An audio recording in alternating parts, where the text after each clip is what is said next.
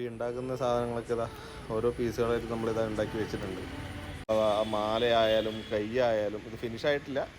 കൈയായാലും എല്ലാ സംഭവങ്ങളും കൃത്യമായിട്ട് ഓരോന്നായിട്ട് ചെയ്തിട്ട് അതിലേക്ക് ഫിക്സ് ചെയ്യുക. ഈടാണ് ഇപ്പോൾ ചെയ്തുകൊണ്ടിരിക്കുന്ന സംഭവം. അത് കഴിഞ്ഞ് ഇതിപ്പോൾ പ്രഭാവലിയാണ്. ഇതിപ്പോൾ നമ്മുടെ ദേവിയുടെ വിഗ്രഹം വാക്സ് മോൾഡിൽ കംപ്ലീറ്റ് ആയിട്ടുണ്ട്. ഇനി ഇതിനെ ഇതിപ്പോൾ പഞ്ചലോഹം, അതായത് ഈ വിഗ്രഹം ഉണ്ടാക്കുന്ന ആൾക്കാർ പഞ്ചലോഹത്തിൽ ചെയ്യാൻ പറഞ്ഞു കഴിഞ്ഞാൽ അതിൽ സ്വർണവും വെള്ളി ഇടണം. അത് പഴുപ്പിച്ചതിന് ശേഷം ഒരു കുഴിയിലേക്ക് ഇറക്കി വെക്കും. അതിൻ്റെ ആ കുഴി മൂടിയതിന് ശേഷം ഇതിലേക്ക് ഒഴിക്കാൻ വേണ്ടി ഓട് തയ്യാറായിട്ടുണ്ട്. അപ്പോൾ ആ ഓട് ചെക്ക് ചെയ്യുന്നതാണ് ഇപ്പോൾ നമ്മൾ കാണുന്നത്. ഇത് ഈ കാണുന്ന ഒലയിലാണ് ഇതാണ് ഒല. ഇതിൻ്റെ ഉള്ളിലാണ് നമ്മളിപ്പോൾ വിഗ്രഹം വെച്ചിരിക്കുന്നത്. കുഴിയിലേക്ക് ഇറക്കി വെക്കും.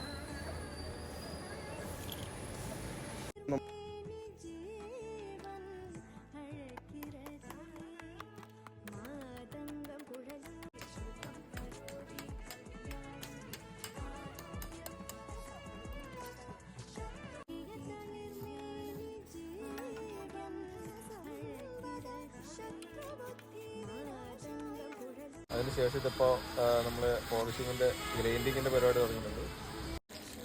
നമസ്കാരം, എല്ലാവർക്കും പൊതുവാൾ സെൻസിൻ്റെ ഒരു വീഡിയോയിലേക്ക് സ്വാഗതം. അപ്പോൾ ഞങ്ങൾ ഈ സാധനങ്ങളെല്ലാം ഉണ്ടാക്കിയിട്ട് പോസ്റ്റ് ചെയ്യുന്നതല്ലാതെ ഇത് ഇവിടുന്ന് ഉണ്ടാക്കുന്നതൊക്കെ കാണിക്കാൻ വേണ്ടിയിട്ടാണ് ഈ വീഡിയോ ചെയ്യുന്നത്. അപ്പോൾ ഇതാണ് നമ്മുടെ പൊതുവാൾ സെൻസിൻ്റെ മാനുഫാക്ചറിങ് യൂണിറ്റ്. ഇവിടെയാണ് ഒരുപാട് സാധനങ്ങൾ ഞങ്ങൾ ഉണ്ടാക്കിക്കൊണ്ടിരിക്കുന്നത്. അപ്പോൾ ഇത് പൊതുവാൾ സെൻസിൻ്റെ സാധനമാണ്. ഇവിടെ നിലവിളക്കുകൾ ഉണ്ടാക്കുന്ന സംവിധാനം ഇവിടെയാണ് ഉരുളിയുടെ പണി നടക്കുന്നത്. പിന്നെ അകത്തോട്ട് വന്നു കഴിഞ്ഞാൽ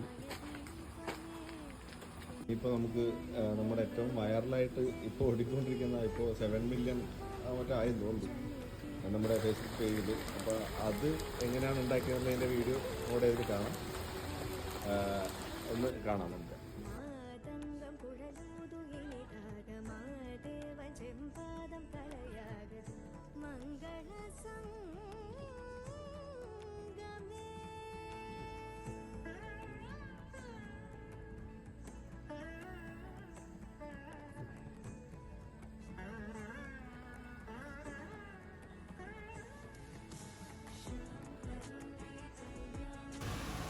നമ്മൾ ആദ്യം തന്നെ വിഗ്രഹം പിന്നെ ഒരുമിച്ച് ഉണ്ടാക്കുകയല്ല ചെയ്യുക, ഓരോ സാധനങ്ങളായിട്ടാണ് ഞങ്ങൾ ചെയ്യുക. അപ്പോൾ ഇപ്പോൾ നിങ്ങൾക്ക് കാണാൻ പറ്റും മറ്റേ എന്താ പറയുക ത്രിശൂലം, അതായത് ദേവിയുടെ 8 കൈകളുള്ള ദേവിയാണ്. അപ്പോൾ 8 കൈകൾക്കുള്ള ഓരോ ആയുധങ്ങളുണ്ടാവും. പിന്നെ അഭയം, വരദ, അങ്ങനെ ഓരോ കൃത്യമായിട്ടുള്ള കണക്കിലാണ് ഇത് ഉണ്ടാക്കുക. അപ്പോൾ ഈ ഉണ്ടാക്കുന്ന സാധനങ്ങളൊക്കെ ഇതാ ഓരോ പീസുകളായിട്ട് നമ്മളിതാ ഉണ്ടാക്കി വെച്ചിട്ടുണ്ട്. അപ്പോൾ അതിൽ ത്രിശൂലം വരും, ശംഖ് വരും, ചക്രം വരും, പിന്നെ അമ്പ് വില്ല് വരും. അങ്ങനെ ഓരോന്നും വേറെ വേറെ ഉണ്ടാക്കി കഴിഞ്ഞിട്ടാണ് നമ്മളത് പിന്നെ ദേവിക്കായിട്ട് ഒരു ദേവിയുടെ കയ്യിൽ അത് ഫിക്സ് ചെയ്യും. അതിന് ശേഷമാണ് പിന്നെ നമ്മളതിനെ ഒരു പൂർണ്ണ രൂപത്തിലാക്കും. അതിനെ ആക്കിയതിന് ശേഷം മാത്രമാണ് ഞങ്ങൾ ഈ വിഗ്രഹത്തിന് മണ്ണ് പരട്ടും. അതായത് ആദ്യം മെഴുക പോലെ വളരെ നൈസായിട്ടുള്ള മണ്ണ് പുരട്ടിയിട്ട് അതിനെ ഉണക്കി, പിന്നെ അതിൻ്റെ മുകളിൽ കുറച്ചും കൂടെ ഹാർഡായിട്ടുള്ള മണ്ണ് ഉണക്കി, പിന്നെ അതിൻ്റെ മുകളിൽ ഒരു മണ്ണും കൂടെ വെച്ച് ഉണക്കി, പിന്നെ അതിനെ ബെൽറ്റ് ഇടും. അതായത് ഈ കാസ്റ്റ് ചെയ്യുന്ന സമയത്ത് ഏകദേശം 900 ഡിഗ്രിയോളം ചൂടായ മെറ്റലാണ് ഇതിലേക്ക് ഒഴിക്കുക. അപ്പോൾ അതിൻ്റെ ഉള്ളിൽ നിന്ന് പെട്ടെന്ന് പൊട്ടിപ്പോകാനുള്ള സാധ്യതയുണ്ട്. അപ്പോൾ അതില്ലാണ്ടിരിക്കാൻ വേണ്ടി അതിൻ്റെ മുകളിൽ മണ്ണിൻ്റെ മുകളിൽ പിന്നെയും ഇരുമ്പിൻ്റെ ബെൽറ്റ് കെട്ടി അതിൻ്റെ മുകളിൽ പിന്നെയും മണ്ണ് തേച്ച് അത് വെയിലത്ത് വെച്ച് ഉണക്കിയിട്ട് മാത്രമേ നമുക്കിത് കാസ്റ്റ് ചെയ്യാൻ പറ്റുള്ളൂ. ശരിക്കും ഒരു വിഗ്രഹമാക്കുന്ന പ്രോസസ്സ് എന്ന് പറഞ്ഞു കഴിഞ്ഞാൽ ഒരു വലുപ്പത്തിനനുസരിച്ചിട്ടാണ്. നോർമലി ഒരു 15 ഇഞ്ച് ഒക്കെയുള്ള വിഗ്രഹങ്ങൾ തന്നെ ഉണ്ടാക്കുകയാണെങ്കിൽ ഏകദേശം ഒരു 15 ദിവസത്തോളം സമയം, ഒരു 2 പേര് 15 ദിവസത്തെ സമയം എടുക്കും ഇത്രയും വലിയ വിഗ്രഹങ്ങൾ ഉണ്ടാക്കാൻ വേണ്ടി.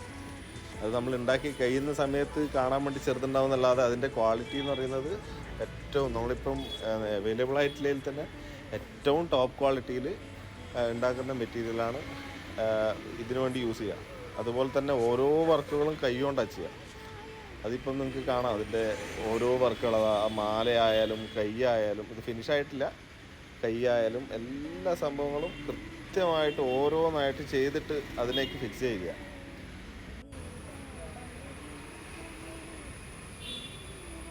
ഇപ്പോൾ കൈകളൊക്കെ ഞങ്ങൾ ഫിക്സ് ചെയ്തു. അതിനുള്ള ആയുധങ്ങളൊന്നും ഫിക്സ് ചെയ്തിട്ടില്ല.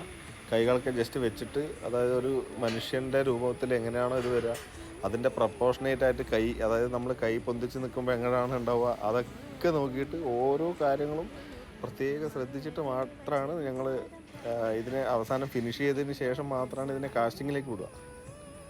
നിങ്ങൾക്കിപ്പം മനസ്സിലാവും ഇത് എത്രത്തോളം പണിയെടുത്തിട്ട് ഇത് ഉണ്ടാക്കുന്നതെന്ന്. അപ്പോൾ ആ കൈയിൻ്റെ ഒരു ഭാഗം ചെരിഞ്ഞാൽ പോലും നമുക്ക് മനസ്സിലാവും. എന്താ പറയുക, ഒരു കൈ ഒടിഞ്ഞ പോലെയുള്ള ഒരാളതോ അതുപോലെ കറക്റ്റ് അനാട്ടമി എന്ന് പറയുന്ന സംഭവം കറക്റ്റായിട്ട് ചെയ്തതിന് ശേഷം മാത്രമാണ് ഞങ്ങളിത് കാസ്റ്റ് ചെയ്യുക. ഇതിപ്പോൾ ദേവിക്ക് ഇരിക്കാനുള്ള പത്മപീഠം എന്ന് പറയും. പത്മപീഠത്തിൽ ദളം വെച്ചിട്ടുള്ള ദേവി ഇരിക്കുന്ന പീഠമാണ് ഇപ്പോൾ ചെയ്തുകൊണ്ടിരിക്കുന്ന സംഭവം. അത് കഴിഞ്ഞ് ഇതിപ്പോൾ പ്രഭാവലിയാണ്.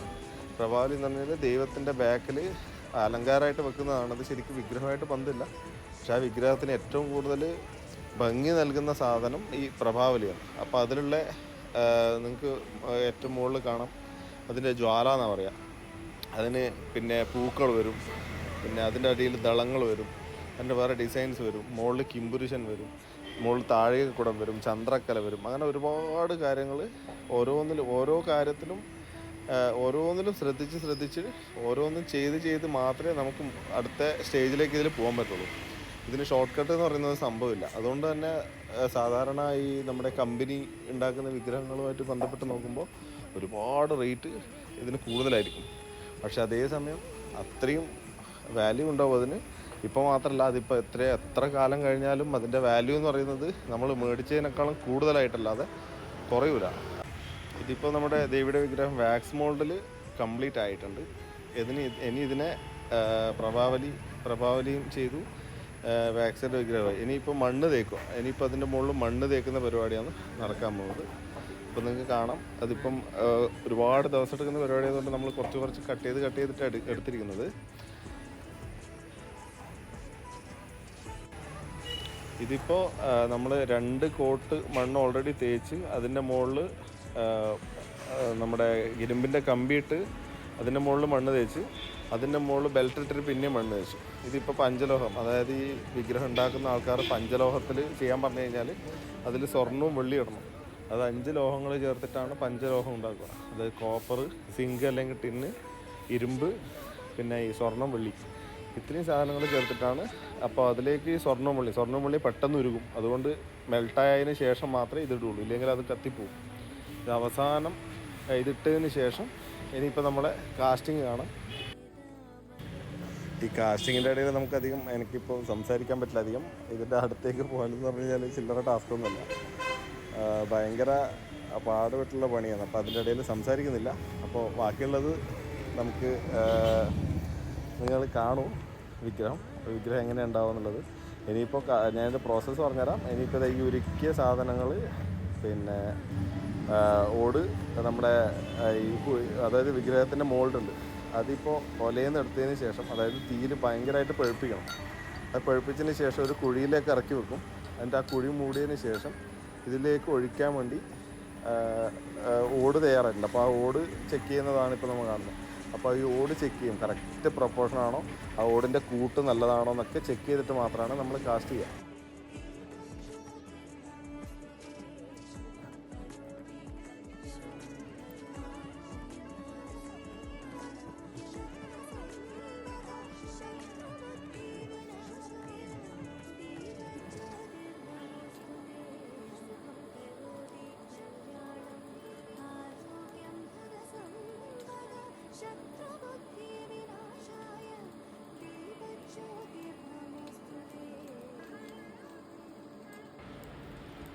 ഇത് ഈ കാണുന്ന ഒലയിലാണ്, ഇതാണ് ഒല. ഇതിൻ്റെ ഉള്ളിലാണ് നമ്മളിപ്പോൾ വിഗ്രഹം വെച്ചിരിക്കുന്നത്. ആ വിഗ്രഹവും ഓട് എത്ര സമയമാണോ ചൂടാവുന്നത് അത്രയും സമയം, അതായത് ഓട് എത്ര ടൈമാണോ മെൽറ്റ് ചെയ്യാൻ എടുക്കുന്നത് അത്രയും സമയം നമ്മൾ ഇതും കൂടെ ചൂടാക്കും. എന്നാൽ മാത്രമേ ഈ ഓട് അതിൻ്റെ ഉള്ളിലേക്ക് എല്ലാവർക്കും കയറി ചെല്ലുള്ളൂ. അപ്പോൾ അതിനു വേണ്ടി ഇപ്പം ചൂടാക്കുന്നത് കണ്ടത്. ഇപ്പം ഏകദേശം ഓടും റെഡി ആയിട്ടുണ്ട്, വിഗ്രഹത്തിൻ്റെ കായ്പും റെഡി ആയിട്ടുണ്ട്. അത് കായ്പ് എന്നാണ് ഞങ്ങൾ പറയാം. അത് കറക്റ്റ് അതിൻ്റെ ഉള്ളിലെ ചുവന്ന നിറം വന്ന് ഇഷ്ടികേൻ്റെ അത്രയും കട്ടിയായിട്ടുണ്ടാവും ഈ മണ്ണ്. അപ്പോൾ അത് ഏകദേശം റെഡി ആയിട്ടുണ്ട്. ഇനിയിപ്പോൾ ഇതിൽ നിന്ന് ഈ ഓടൊക്കെ മാറ്റിയതിന് ശേഷം, അതായത് ഈ മുകളിൽ വെച്ച ഇഷ്ടികയും മറ്റൊക്കെ മാറ്റിയതിന് ശേഷം ആ വിഗ്രഹം കാണാം. ആ വിഗ്രഹം ഇപ്പം നമ്മളിപ്പോൾ എടുത്തിട്ട് ഒരു കുഴിയിലേക്ക് ഇറക്കി വെക്കും.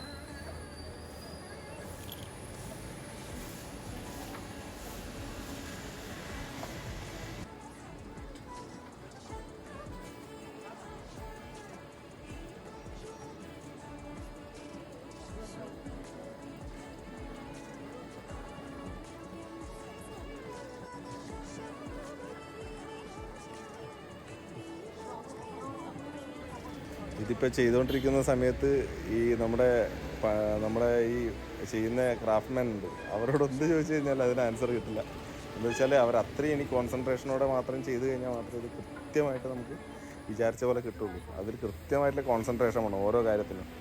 അതുകൊണ്ട് തന്നെ അവരോട് ആ സമയത്ത് സംസാരിക്കാനോ പറ്റുമോ നമ്മൾ പോകാണ്ടിരിക്കുക. ഇനിയിപ്പോൾ പുതിയതായിട്ട് നമ്മളിപ്പോൾ വിഗ്രഹം ഉണ്ടാക്കുന്ന സമയത്ത് എല്ലാവരോടും നമ്മൾ ചിലപ്പോൾ ഈ വിഗ്രഹം ഉണ്ടാക്കുന്നവരോട് വരാൻ പറയും. അവരുടെ പ്രസൻസിൽ, അതായത് 1000 കൊല്ലം നിൽക്കുന്ന ഒരു വിഗ്രഹം ആകുമ്പോൾ അവരുടെ പ്രസൻസിൽ തന്നെ അത് ചെയ്യുന്നതെന്ന് പറഞ്ഞു കഴിഞ്ഞാൽ, ഇപ്പോൾ അങ്ങനെ ഒരു ഭയങ്കര ഫേമസ് ആയിട്ടുള്ള ഒരു അമ്പലമാണെങ്കിൽ നമുക്ക് പറയാമല്ലോ. അത് കാസ്റ്റ് ചെയ്യുന്ന സമയത്ത് ഞങ്ങളും കൂടെ അവിടെ ഉണ്ടായിരുന്നു എന്ന് പറയുന്നത് ഒരു അഭിമാനമായിട്ട് കാണുന്ന ഒരുപാട് ആൾക്കാരുണ്ട്. അപ്പോൾ അങ്ങനെ എല്ലാവരെയും ഞങ്ങളങ്ങനെ ക്ഷണിക്കാറുണ്ട്. അപ്പോൾ അവർ വന്നിട്ട് ഈ സ്വർണ്ണവും വെള്ളിയും ചിലവർ വന്നു കഴിഞ്ഞാൽ അവർ തന്നെ അതിലിടാറാണ് പതിവ്. അതിൽ തന്നെ ഇടും. അങ്ങനെയാണ് പഞ്ചലോഹം അവരുടെ മുമ്പിൽ തന്നെ നമ്മൾ കാസ്റ്റ് ചെയ്യുകയും ചെയ്യും.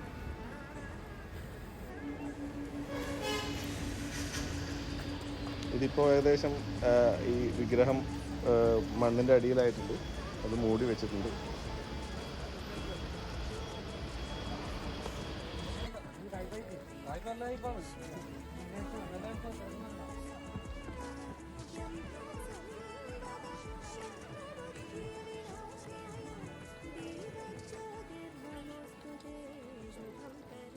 ഇനിയിപ്പോൾ ഇത് ഓട് നമ്മൾ അതിലേക്ക് ഒഴിച്ചുകൊണ്ടിരിക്കുകയാണ്. അപ്പോൾ അത് പൊട്ടിത്തെറിക്കാണ്ട് അത് ചിലപ്പം മുകളിലേക്ക് പൊന്തി വരും ഭയങ്കര ഹീറ്റായ സമയത്ത്. അതുകൊണ്ട് അതിൻ്റെ മുകളിൽ മരം വെച്ച് അതിൻ്റെ മുകളിൽ കല്ലൊക്കെ എടുത്ത് വെക്കും. ഇപ്പോൾ ആ കല്ല് എടുത്ത് വെച്ചിട്ട് അതിൻ്റെ അതെന്ന് വെച്ചാൽ പൊട്ടിപ്പോയി കഴിഞ്ഞാൽ നമ്മളിപ്പോൾ ഈ ഒരു വിഗ്രഹം ഉണ്ടാക്കാൻ വേണ്ടി ഏകദേശം 2 മാസത്തോളം സമയം എടുത്തിട്ടുണ്ട്. ആ 2 മാസം നമുക്കും വേസ്റ്റാണ്. പിന്നെ ഇത് ഏകദേശം പ്രതിഷ്ഠ ഇത് ഈ വിഗ്രഹം പ്രതിഷ്ഠിക്കേണ്ട സമയവും ഇപ്പം അടുത്തായതുകൊണ്ട് അവർക്ക് പ്രതിഷ്ഠേൻ്റെ സമയത്ത് ഇത് എത്തിക്കരുതെന്ന് പറഞ്ഞു കഴിഞ്ഞാൽ വേറൊരു പ്രശ്നമാണ്. അതുകൊണ്ട് കൃത്യമായിട്ടുള്ള അത് ഒഴിക്കുന്നതും അതിൻ്റെ മുകളിൽ കല്ല് വെക്കുന്നതൊക്കെ കൃത്യമായിട്ട് ചെയ്തിട്ട് മാത്രമേ നമുക്ക് ഇത് കംപ്ലീറ്റ് ആയിട്ട് എടുക്കാൻ പറ്റുള്ളൂ.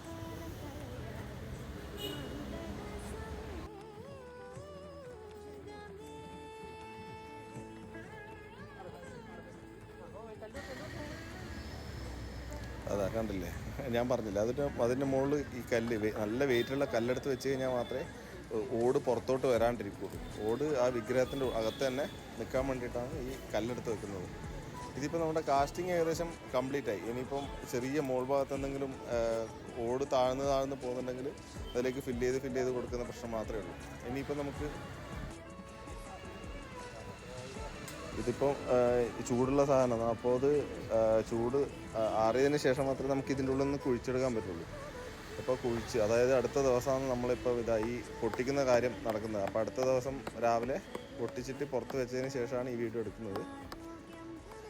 അപ്പോൾ അതിപ്പോൾ പൊട്ടിക്കുന്നത് നിങ്ങൾക്ക് കാണാം. ഇനിയിപ്പോൾ നിങ്ങൾക്കിത് നേരിട്ട് കാണാൻ പറ്റുന്ന കാര്യങ്ങളാണ്. ഇനിയിപ്പോൾ വിഗ്രഹങ്ങളിപ്പോൾ പൊട്ടിച്ച് ആ ദേവീൻ്റെ പൂർണ്ണരൂപം, അതായത് വെൽഡിംഗ് ഒന്നും ഇല്ലാതെ വേറെ ഡാമേജ് ഒന്നും ഇല്ലാതെ കിട്ടണം എന്നുള്ളതാണ് പ്രാർത്ഥന. അപ്പോൾ അങ്ങനെ കിട്ടാൻ വേണ്ടിയിട്ടാണ് നമ്മൾ ഇത്രയും പണിയെടുത്തിട്ട് ചെയ്യുന്നത്.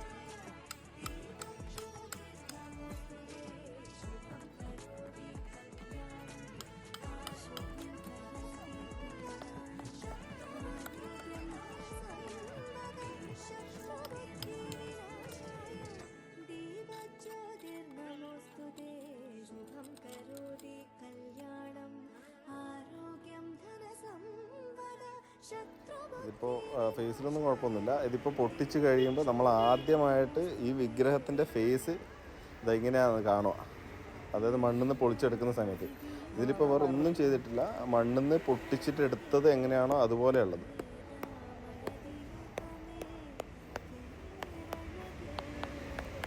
ഇത് പിന്നെ അതിൻ്റെ പുറകിലുള്ള പ്രഭേണ്ടതാണ്. അതിൻ്റെ വീഡിയോ ഞാൻ വേറെ തന്നെ ചെയ്തിട്ടുണ്ട്. അത് നിങ്ങൾക്ക് പേജിൽ തന്നെ കാണാൻ പറ്റുന്നതാണ്. ഇത് അതിൻ്റെ പുറകിലുള്ള പ്രഭയാണ്. ഇനി ഇതിപ്പോൾ പൊട്ടിച്ച് കംപ്ലീറ്റ് ആയതിനു ശേഷം നമ്മളെ ഗ്രൈൻഡിങ്ങിൻ്റെയും പോളിഷിങ്ങിൻ്റെയും സെക്ഷനിലേക്ക് പോകും. ആ വീഡിയോയും കൂടെ ഞാനിതിൽ ഉൾപ്പെടുത്താം.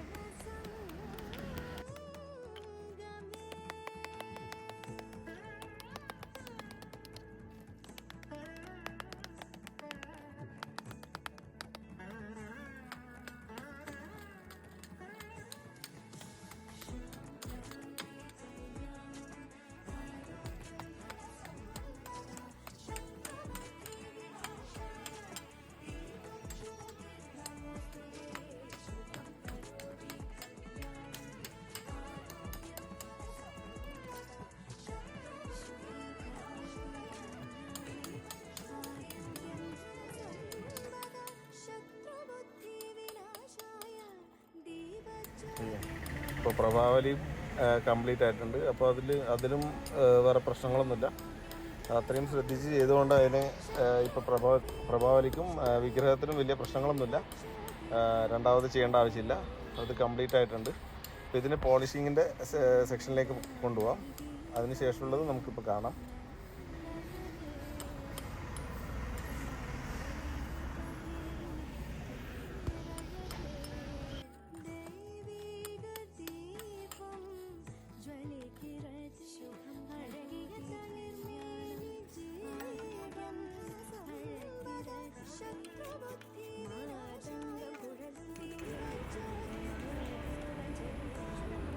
ഇതിപ്പോൾ വിഗ്രഹങ്ങൾ ആ മുകളിൽ കാണുന്ന കാര്യങ്ങളൊന്നും നോക്കണ്ട. അതൊക്കെ കട്ട് ചെയ്ത് കളയുന്ന സാധനങ്ങളാണ്. ആ വിഗ്രഹത്തിൻ്റെ അതായത് ഓട് എല്ലായിടത്തേക്കും ചെന്നെത്താൻ വേണ്ടി ഞങ്ങൾ ശരിക്കും മനുഷ്യരെ ഞരവ് പോലെ, അതായത് നമ്മുടെ എല്ലായിടത്തേക്കും ഈ ബ്ലഡ് സർക്കുലേറ്റ് ചെയ്യാൻ വേണ്ടിയിട്ട് ചെയ്യുന്നത് പോലെ അതിനൊരു ഞരവ് തന്നെ പറയാം. ഞരവ് വെക്കുന്നതാണ്. അതിന് ശേഷം ഇതിപ്പോൾ നമ്മൾ പോളിഷിങ്ങിൻ്റെ ഗ്രൈൻഡിങ്ങിൻ്റെ പരിപാടി തുടങ്ങുന്നുണ്ട്.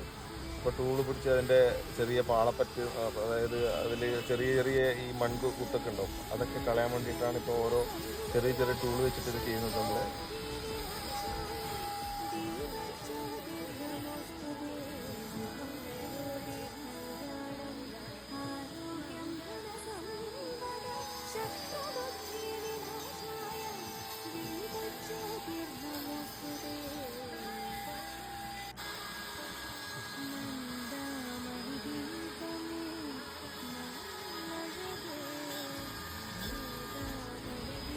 നമുക്ക് പ്രഭയും ദേവീനെയും വെച്ചിട്ടൊരു വീഡിയോ കാണാം. ഞാനത് സെറ്റ് ചെയ്തിട്ട് ജസ്റ്റ് കാണിക്കാം. എന്ന് വെച്ചാൽ നമ്മൾ പോളിഷ് ചെയ്തതിന് ശേഷം പിന്നെ ഇത് കാണിക്കാൻ പറ്റില്ല. അതുകൊണ്ടാണ് ഇപ്പോൾ ഈ വീഡിയോ ഇങ്ങനെ കാണിക്കുന്നത്. ഇതേ വിഗ്രഹം തന്നെ പോളിഷ് ചെയ്ത് കഴിഞ്ഞാലാണ് ഇതിൻ്റെ ഫിനിഷ് ആവുക. ഇതിപ്പോൾ പോളിഷ് ചെയ്യാത്ത വിഗ്രഹമാണ്. ഇതിപ്പോൾ ഇതുവരെയുള്ള കാര്യങ്ങൾ നമുക്കിപ്പോൾ കാണാം. ഇനി ഇതിപ്പോൾ കസ്റ്റമർ ഇപ്പം നമ്മുടെ ഇത് എടുക്കാൻ വേണ്ടി നാളെ മറ്റന്നാളോ വരും.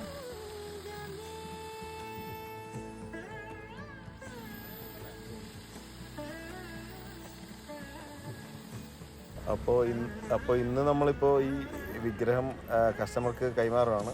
അതിൻ്റെ ദൃശ്യങ്ങളാണ് നിങ്ങളിപ്പോൾ കാണുന്നത്.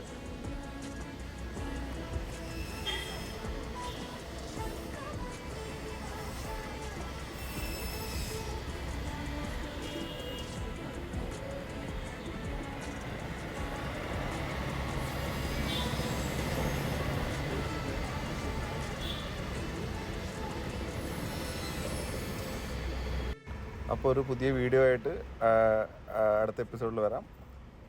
എല്ലാവർക്കും